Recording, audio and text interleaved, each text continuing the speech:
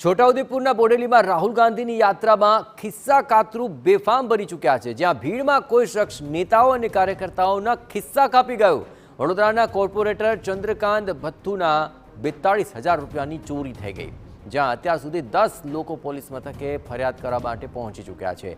સ્થાનિકોએ એક ખિસ્સા કાતરુને મેથી પાક ચખાડ્યો અને પોલીસને પણ સોંપ્યો હતો।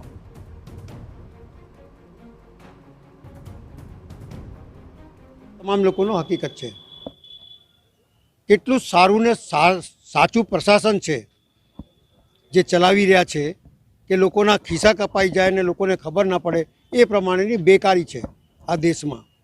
વાતો બહુ મોટી મોટી છે પણ ખરેખર જોવા જઈએ તો આ એક ભૂખમરીનો એક પ્રકાર છે, બેરોજગારીનો એક પ્રકાર છે।